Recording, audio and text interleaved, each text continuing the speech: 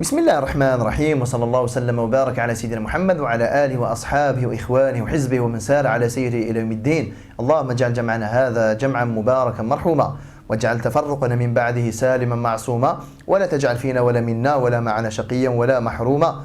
اللهم أخرجنا من ظلمات الوهم وأكرمنا بنور الفهم وحسن أخلاقنا بالحلم واجعلنا هداة مهديين غير ضالين ولا مضلين. Très chers frères et sœurs, nous avons vu lors des plusieurs derniers épisodes ce que le Nabi sallallahu alayhi wa sallam a initié comme priorité, comme premier chantier dès son arrivée à Al-Madina. L'arrivée du prophète sallallahu alayhi wa sallam à Al-Madina, elle rime avec la naissance de l'État islamique, l'État avec E majuscule. Et avant de rentrer dans l'organisation de cet État, les objectifs de cet État, comment cet État agit concrètement sur le terrain, quelles étaient ses missions, quels étaient les premiers chantiers qu'il a initiés, il convenait de revenir, et on est resté assez longuement d'ailleurs dessus, sur les fondations de cet État-là. On en avait cité les trois principales: construction de la mosquée avec toute la symbolique qui y est rattachée, la fraternisation entre le Muhajirin et l'Ansar, ce n'est pas quelque chose de secondaire, mais il s'agit bien d'une fondation, parce qu'il s'agit de mettre en cohabitation deux populations pour un objectif commun, avec toutes les différences un petit peu interculturelles. Comment faire cohabiter deux populations pour bosser ensemble, pour le bien-être de tout le monde et pour la réalisation des objectifs pour lesquels d'ailleurs ils ont été mis en commun. Et puis la troisième fondation, cette fameuse constitution qui régit la vie sociale intracommunautaire entre les musulmans et intercommunautaire entre les musulmans et les juifs. Donc il y a d'abord une symbolique, une orientation, une philosophie de vie qui part de la mosquée et qui doit ramener et amener les gens vers la mosquée. Nous avons ici une dimension de fraternelle, spirituelle qui fait que les soldats d'Allah subhanahu wa ta'ala, ceux qui vont œuvrer pour sa cause, ils ont intérêt à être vraiment des frères parce qu'au vu de ce qui les attend, il y a intérêt à être vraiment frères, il y a intérêt à ce que cette fraternité soit concrète, il y a intérêt à ce que cette fraternité-là dépasse toute autre considération, qu'elle soit familiale, tribale, économique, sociale, ce que vous voulez. Donc il y avait intérêt à ce que ce soit vraiment concret. Et il y avait intérêt à ce qu'on soit sûr, à ce qu'on s'assure que la vie à l'intérieur de l'Madina soit une vie paisible pour toutes les composantes sociales qui forment cette cité-là, alors qu'ils soient musulmans, qu'ils soient parmi l'Aous, qu'ils soient parmi le Khazraj, qu'ils soient parmi Quraysh ou qu'ils soient carrément parmi les gens du livre, les juifs qui avaient à Al-Madina. Il y a intérêt, si vous voulez, à proposer un environnement paisible et favorable à une meilleure vie humaine et sociale. C'est plus à même, c'est plus favorable à un épanouissement personnel et donc c'est plus à même de provoquer chez les gens qui habitent Al-Madina ce sentiment d'appartenance citoyen en quelque sorte pour faire face aux éventuels dangers et aux éventuelles agressions extérieures. Donc maintenant que les fondations sont là, l'État islamique, on sait sur quoi il repose comme fondation, l'État islamique peut enfin s'exprimer, il peut enfin agir, il peut enfin faire ce qui est attendu de lui. Alors vous avez le Nabi sallallahu alayhi wa sallam, c'est le chef de l'État, il est attendu de lui sallallahu alayhi wa sallam certaines choses. Les gens qui forment cette cité-là de Medina, il y a des choses qui sont attendues de ces gens-là. Muhajirin, il y a des choses qui sont attendues d'eux, mais qui ne sont pas attendues des Ansar. Et les Ansar, on attend d'eux quelque chose qu'on n'attend pas forcément des Muhajirin. Chaque composante de cette cité-là a des devoirs, a des droits et a une mission. Tout cela, bien entendu, chapeauté par l'État islamique, le nouvel État islamique, à la tête duquel il y a Nabi sallallahu alayhi wa sallam. Alors quand on pense État, on dit voilà, génial, les musulmans, ils ont un État. C'est bon, ils peuvent cartonner, ils peuvent tout faire.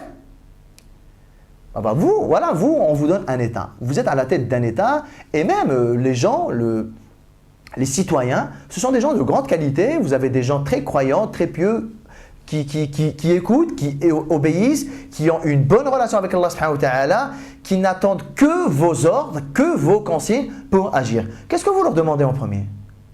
Quelle est la première chose à faire? Alors là, le Nabi sallallahu alayhi wa sallam, il a les pleins pouvoirs là. Il a le pouvoir spirituel religieux. Non mais là, il a le pouvoir politique. Politique, sous-entendant le pouvoir militaire, le pouvoir économique. Bref, il a le pouvoir de ce bas monde.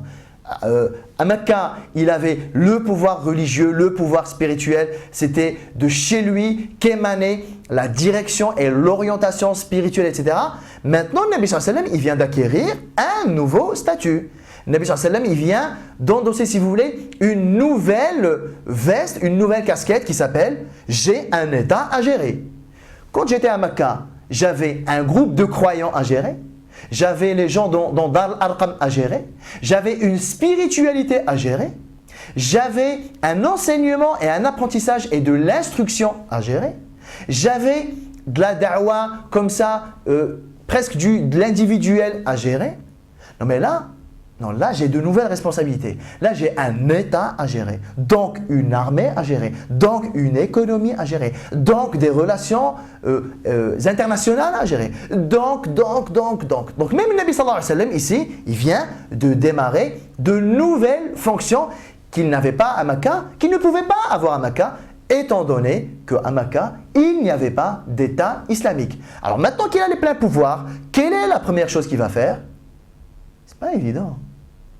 Je veux dire, par là, nous parfois, on nous confie juste un tout petit pouvoir. Voilà, ok, bah tiens, tu as les pleins pouvoirs d'une association, vas-y. Et là, ouais, qu'est-ce que je fais hein? Par quoi je commence? Les gens ils me font confiance. Les gens presque, ils ont fait le bay'ah. Donc, en quelque sorte, ils m'ont dit, vas-y, on te fait confiance. Tu as les pleins pouvoirs. Dis-nous ce que tu attends de notre part. Ben voilà, bah toi, tu es là. Qu'est-ce que je vais dire à ces gens-là? Quelle va être ma première action? Quel va être mon premier chantier? Quel va être mon premier pas dans l'accomplissement de ce pourquoi cet État islamique a vu le jour, qui, rappelons-le, il ne faut pas l'oublier, il ne faut jamais le perdre de vue, cet objectif-là. L'État islamique n'est pas une fin. C'est pas, ouais, super, génial, nous avons un État islamique, c'est bon, on peut vivre paisiblement. L'État islamique n'est qu'un outil, n'est qu'un moyen, n'est qu'une phase intermédiaire. Et à ceux qui pensent que le jour où les musulmans ils auront le pouvoir quelque part, super, génial, on pourra tous vivre paisiblement, ils n'ont pas compris les finalités des choses. Lorsque Allah subhanahu wa ta'ala, qu'est-ce qu'il nous dit? Il nous dit Alladhina immakkannahum fil ard. Ceux à qui nous aurons donné les pleins pouvoirs sur terre. Qu'est-ce qu'ils feront juste le lendemain en fait? Voilà, Allah Ta'ala, il nous donne les pleins pouvoirs à un moment donné. Le lendemain, qu'est-ce qu'on fait? Regardez qu'est-ce que Allah subhanahu wa ta'ala dit. Alladhina immakkannahum fil ard aqamu as-salata wa atawu az-zakata wa amaru bil ma'ruf wa nahaw 'anil munkar. Le fait d'avoir les pleins pouvoirs, c'est juste des outils en plus qui vont vous permettre de ne jamais perdre le lien avec Allah subhanahu wa ta'ala. Aqamu as-salah. Ici, il y a toute cette justice sociale liée à la bonne répartition des richesses. Zakat, ce n'est pas juste zakat, symboliquement, le fait de sortir sa propre zakat. La symbolique de salat, c'est quoi? La symbolique de salat, c'est tout ce qui permet de lier la créature à Allah subhanahu wa ta'ala. Donc les gens là, le jour où ils auront les pleins pouvoirs, ils feront tout pour lier les créatures à celui qui les a créées. Les gens là, le jour où ils auront le pouvoir, ils répartiront les richesses de façon équitable, de façon juste. Ils vont appeler au bien. Ça veut dire le fait que cet État islamique vient de voir le jour, c'est juste une facilité, alhamdoulilah, supplémentaire. Maintenant que vous avez les pleins pouvoirs Al-Madina, maintenant que vous avez un État, vous allez pouvoir plus aisément faire des choses que vous ne pouviez pas faire lorsque vous étiez à Mecca. Maintenant que vous avez les pleins pouvoirs, ça va être plus simple pour vous d'organiser l'ibada, d'organiser sila, salat, d'organiser le lien entre les créatures et le créateur. Maintenant que vous avez les pleins pouvoirs, maintenant que vous avez un État islamique, ça va être plus simple pour vous que de répartir les richesses de façon équitable et juste. Maintenant que vous avez un État islamique et que vous avez les pleins pouvoirs, ça va être plus simple pour vous que d'appeler au bien et que de condamner le blâmable. Alors lorsqu'on comprend ça, on se dit qu'en fin de compte, la responsabilité, elle est là. Et que ce n'est pas une gratification comme ça. C'est un taklif et pas juste un tashrif comme on dit en arabe. C'est une responsabilisation, ce n'est pas une gratification. Ce n'est pas super, tenez les pleins pouvoirs parce que Allah Ta'ala il vous a aimé et c'est bon. Non, non, taklif, c'est une responsabilisation.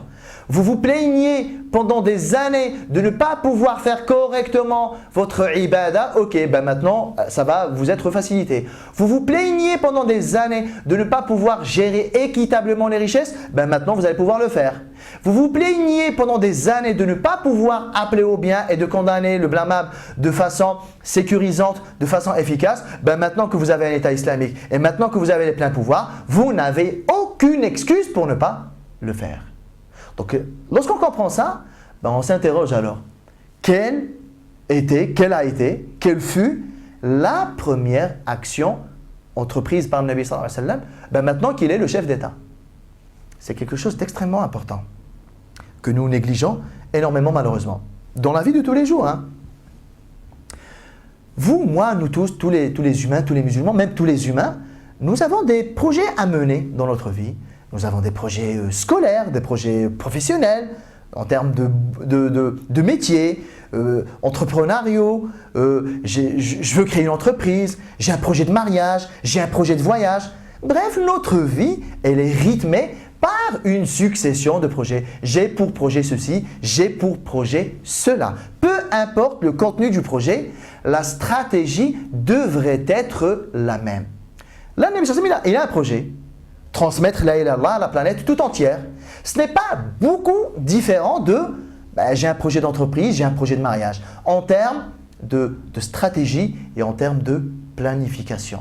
La première chose que nous apprend Nabi sallallahu alayhi wa sallam, la première année de l'Hijra, c'est la guerre de l'information.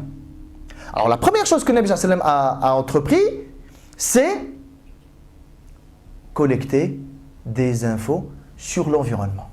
Et pour cela, le Nabi sallallahu alayhi wa sallam a formé des équipes. Appelez-les des espions, appelez-les des agents des renseignements généraux, appelez-les des agents de la DCRI, la Direction Centrale du Renseignement Intérieur, appelez-les des agents de la DGSE, la Direction Générale de la Sécurité Extérieure, appelez-les ce que vous voulez. Mais le Nabi sallallahu alayhi wa sallam a formé un organe du renseignement. C'est un peu logique. On n'est pas là entre nous, dans notre pays, dans notre État, super génial, mais ça se trouve, il se passe une tonne de choses autour de nous. L'air de rien, si on n'est pas au courant, et si on découvre les événements le jour où ils arrivent, on est un peu mal. Alors pour éviter que ça se passe comme ça, alors le Nabi sallallahu alayhi wa sallam, il a envoyé Sahaba, comme ça, parcourir les principaux axes routiers à la recherche des informations. Quraysh, qu'est-ce que ça donne? Qu'est-ce qu'ils sont devenus depuis que j'ai quitté Makkah? Ils ont arrêté de nous rechercher? Ils n'ont pas arrêté de nous rechercher? C'est bon, ils vivent leur vie indépendamment de la nôtre? Ils attendent la première occasion pour venir nous titiller? Bref, j'en sais rien. J'ai besoin d'être renseigné. Donc, le Nabi sallallahu alayhi wa sallam, il lâche des sahaba un petit peu partout à la recherche d'informations. Quraysh ou pas Quraysh, qu'est-ce qui se passe? Comment le monde autour de nous s'organise? Parce que, et c'est fini le temps où on était à Dar al-Arqam, l'ambiance super spirituelle, super géniale, personne n'était au courant même de l'endroit où est-ce qu'on était, on vivait notre spiritualité en aparté, etc. C'est fini le temps là. Maintenant, nous avons un État. Nous devons avoir une armée, nous devons avoir une économie et nous devons nous préparer et anticiper les éventuels problèmes qu'on aura avec nos voisins de la région, avec les voisins des voisins, avec les grandes puissances mondiales. C'est fini, hein? Là c'est sérieux. C'est tellement sérieux que le Nabi sallallahu alayhi wa sallam a d'abord instauré, si vous voulez, cette sunna-là, la sunna de la recherche de l'information. Et ça, c'est vrai pour lui, sallallahu alayhi wa sallam, dans le cadre d'un État, mais c'est vrai partout. Vous avez une entreprise, vous n'allez pas vous renseigner, franchement, sur vos concurrents, sur leur chiffre d'affaires, sur leurs fournisseurs, sur leurs clients, sur leur stratégie, sur leurs produits, sur l'innovation. Ah, l'espionnage industriel, ça existe. Voilà, les fuites, vous allez essayer d'avoir le maximum d'infos, etc., etc. Parce que plus vous aurez d'infos, et mieux vous pourrez anticiper, mieux vous pourrez vous préparer à contre-attaquer et même à prendre de l'avance sur vos concurrents. Mais dans n'importe quoi. Vous allez, je sais pas, vous êtes dans une école, vous préparez un concours, vous allez vous renseigner sur le concours, sur les profs, sur les correcteurs, sur les différents concours des années précédentes, les anciennes promos, qu'est-ce que ça donne, qu'est-ce que les gens y sont devenus, quel est le point le plus important. Vous allez même vous renseigner sur les examinateurs eux-mêmes. À quoi ils s'attendent, quelle est leur philosophie, qu'est-ce qu'ils veulent qu'on réponde. Mais tout ça, c'est quoi? C'est de la recherche d'informations. Quiconque veut réussir ses projets, je suis désolé, il est obligé de se renseigner. Et ça, c'est quelque chose que nous ne faisons pas malheureusement. Peut-être des fois, on est là et on subit les événements au lieu d'être proactif et de les anticiper. Et ça, c'est une caractéristique principale du prophète sallallahu alayhi wa sallam. Alors, la recherche d'informations, c'est un prérequis. Ce n'est pas un objectif en soi. Le fait d'avoir le maximum d'infos possible, ce n'est pas une fin en soi. C'est juste un prérequis pour que le Nabi sallallahu alayhi wa sallam puisse s'organiser dans son anticipation. Parce que ça, c'est une caractéristique prophétique extraordinaire. Ça a été vrai là. Ça a été vrai parfois à Mecca, mais ça va être encore plus vrai lors des prochains événements Al-Madina. Nabi sallallahu alayhi wa sallam, vous allez le remarquer, Inch'Allah ta'ala, il a toujours cette capacité à être dans l'action, dans la proaction et non dans la réaction. Il n'attend pas que les événements conditionnent un petit peu son comportement. C'est même lui, sallallahu alayhi wa sallam, qui provoque les événements. Vous avez deux types de personnes. Une personne qui vit sa vie. Je me réveille le matin, voilà, je vis ma vie, je travaille, je prie. Le soir, je rentre, voilà, je délire avec mon épouse, avec mon époux, avec mes enfants. Je mange, je vais à la mosquée, je prie le Maghrib, l'Isha. Voilà, une vie paisible, je gagne ma vie. Alhamdoulilah, je mets mes enfants, ma famille, mon foyer à l'abri du besoin. Je vis ma vie, etc. Sans rien anticiper, sans être dans la proaction.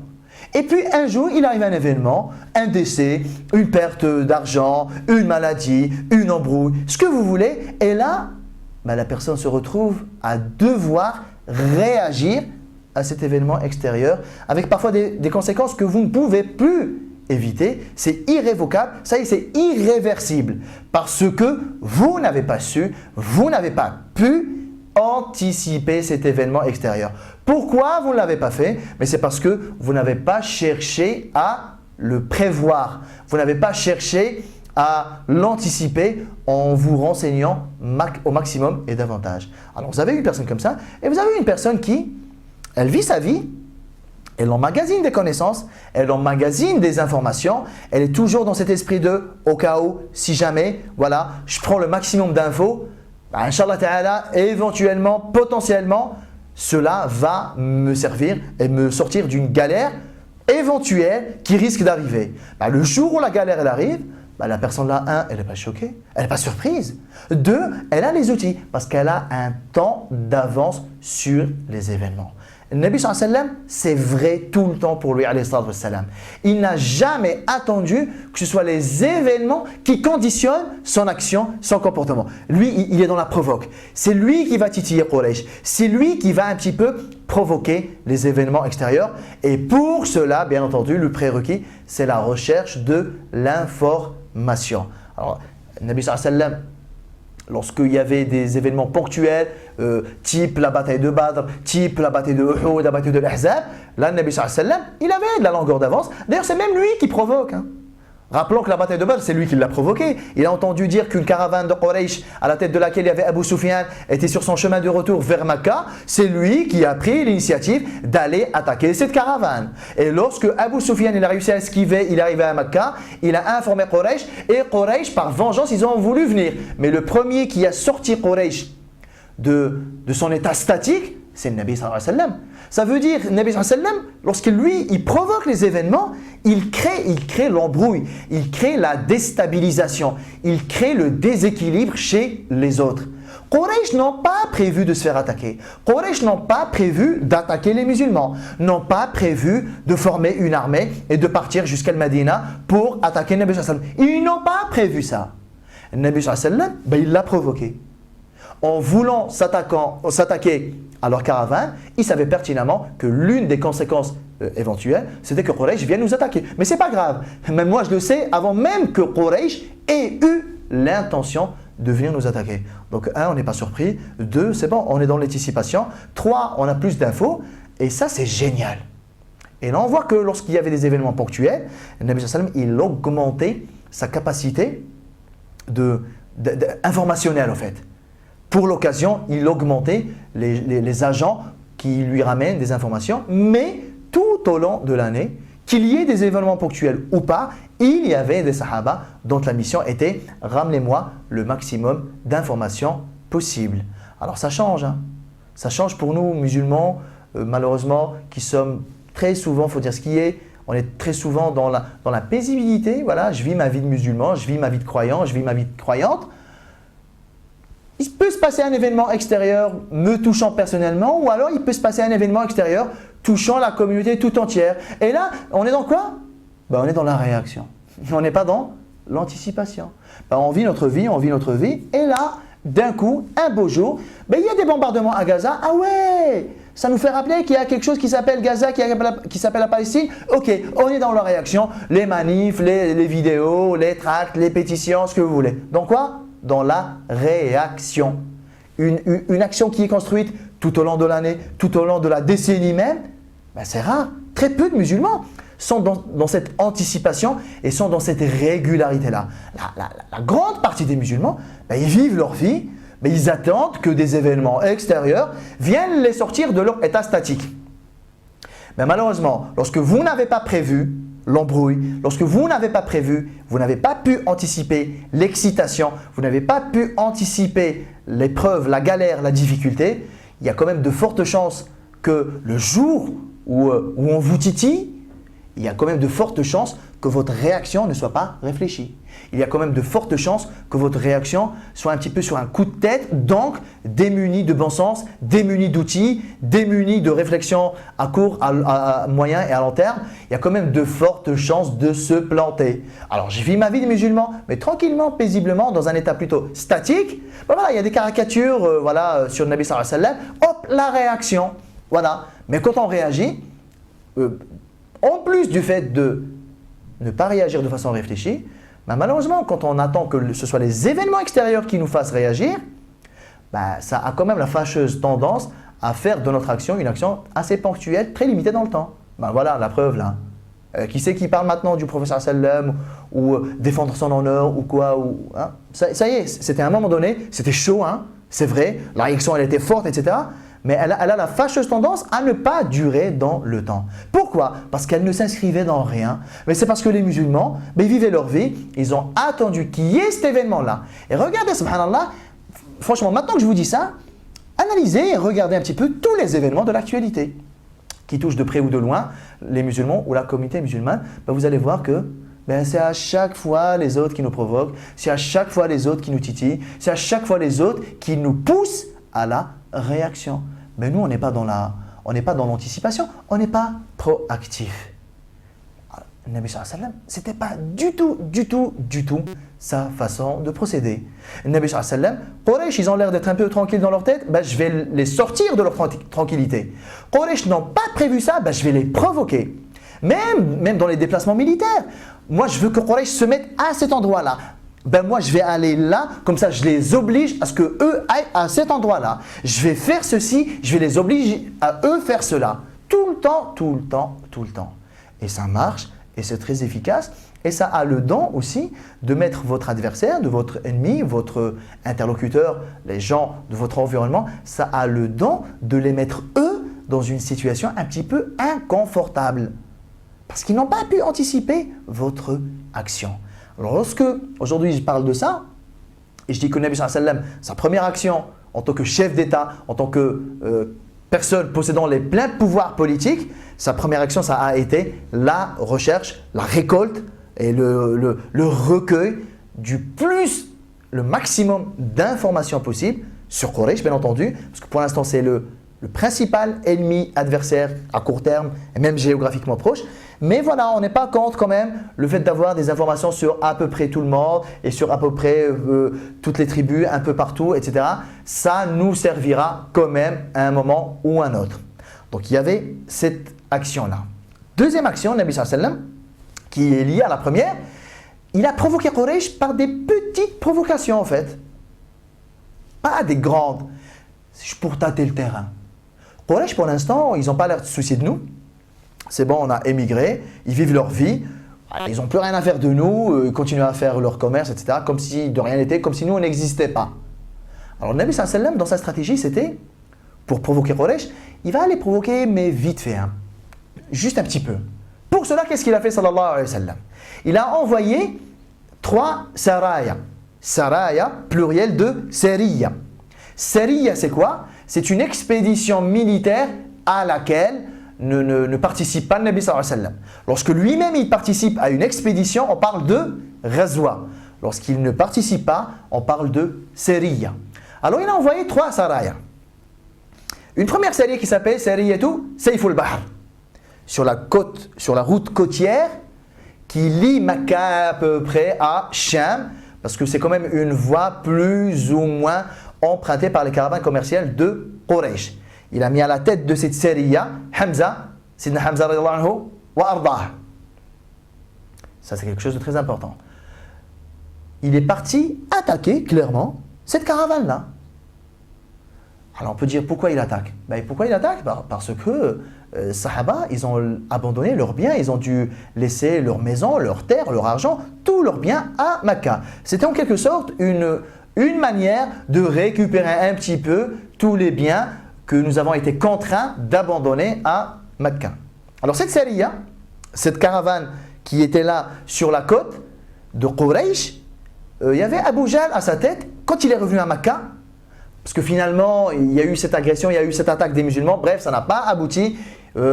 Ça a finalement pas donné le résultat voulu. Un des résultats voulus qui était le fait de s'accaparer des biens de la caravane. Mais ça a quand même engendré l'autre résultat voulu, à savoir sortir Quraysh de son confort, sortir Quraysh de sa tranquillité. Et ça a marché. Abu Jahl, dès qu'il est revenu à Mecca, il a réuni Quraysh, il leur a dit « Ya ma'shara Quraysh ». Écoutez, moi j'ai quelque chose à vous dire. Wallahi, vous croyez que Muhammad il dort à Al-Madina? Il est en train de former ses hommes et il est en train de les envoyer partout à la recherche de vos caravanes. Asa an yusiba minha shay'a. Son objectif clair, c'est d'attaquer vos caravanes pour essayer de gratter ce qu'il peut gratter sur vos caravanes. Donc en gros, vous pensiez vous en être débarrassé? Cet homme-là, on ne peut pas dire qu'on s'en est débarrassé. Il est là, il est actif. Quraysh, écoutez-moi, vous avez intérêt à réfléchir à comment éradiquer cet homme-là. Donc on voit que ça a marché. Le Nabi sallallahu alayhi wa sallam, il voulait sortir Quraysh de « oui, la vie paisible, tranquille, c'est bon, il n'y a plus de musulmans à Mecca, donc c'est tranquille et peinard ». Non, non, non, ça a quand même embrouillé Quraysh. Tellement ça les a embrouillés, et on voit que ça a marché, la stratégie du prophète sallallahu alayhi wa sallam. Il y avait 2 hommes qui étaient présents là, dont un principalement c'est le Mut'im ibn Adi. Mut'im ibn Adi, c'est quelqu'un de très honorable. Alors il n'était pas musulman certes, mais c'est un des personnages clés de Quraysh qui ont joué le jeu et qui ont été des gens justes et des gens honorables. Juste pour la petite histoire, c'est lui qui a permis au prophète sallallahu alayhi wa sallam de rentrer sans être agressé à Mecca lorsqu'il est sorti à Taïf. Quand il est rentré à Mecca, il a dit « Je rentre à Mecca sous la protection de Mut'im ibn Adi ». Donc c'était quelqu'un vraiment de bon sens, de juste, d'équitable et d'honorable. Qu'est-ce qu'il a dit le Mut'im le jour-là? Il a dit à Abu Jahl, « Ya Abal Hakam, écoute-moi ». Il lui a dit « Par Allah, il n'y a pas plus véridique et il n'y a pas un discours plus doux, plus mielleux à entendre que le discours de votre frère que vous avez chassé de Mecca. » En parlant de qui? Du prophète sallallahu alayhi wa sallam. Laissez-le tranquille. N'allez pas le provoquer. C'était déjà quelqu'un de véridique. C'est quelqu'un qui, fondamentalement, lui, il ne vous a jamais voulu du mal. Et là, s'il attaque des caravanes, honnêtement, je veux dire, on peut pas se mentir à soi. Hein. On sait très bien que s'il attaque les caravanes, c'est pas parce que c'est un guerrier comme ça, sanguinaire, c'est pas parce que c'est quelqu'un d'expansionniste, de vous à moi. Vous savez très bien pourquoi il attaque nos caravanes. Mais c'est parce qu'on les a dépouillés avant de partir. Donc laissez-le, en gros, laissez-le prendre 2-3 biens, qu'il nous oublie, qu'on l'oublie, parce que c'est pas bien. C'est quelqu'un de tellement noble, chercher la confrontation avec lui, ce n'est pas terrible.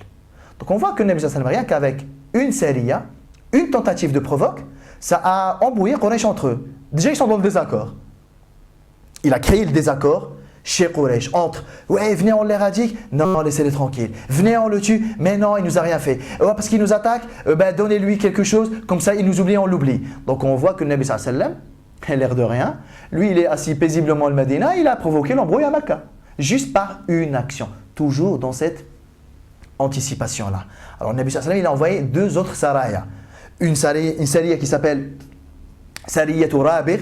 Rabigh, c'est plus ou moins le miqat de l'Hajj quand on vient d'Europe et de l'Afrique du Nord.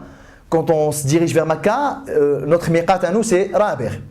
Il y avait Nabi sallallahu alayhi wa sallam, il a envoyé une sariya à cet endroit-là. Pareil, toujours dans cette politique de provoquer Quraysh. Maintenant, si on arrive effectivement à récupérer quelques biens commerciaux de leur caravane, on ne dira pas non. Mais le but principal, c'est de provoquer Quraysh, leur montrer qu'on existe. Et Nabi sallallahu alayhi wa sallam, il a envoyé une 3e sariya, Sariyatul Kharrar, à la tête de laquelle il avait mis sallallahu alayhi wa sallam Sa'd ibn Abi Waqqas. Et Sa'd ibn Abi Waqqas, lui, il a clairement agressé et attaqué. Et même les narrateurs, qu'est-ce qu'ils nous disent? Ils nous disent la première flèche qui a été tirée au nom d'Allah subhanahu wa ta'ala, c'est Sa'd ibn Abi Waqqas qui l'a tirée. Même lui, il le dit. Il a dit Ana awwalu man rama fi sabilillah. Je suis le premier qui a tiré une flèche dans le sentier d'Allah subhanahu wa ta'ala.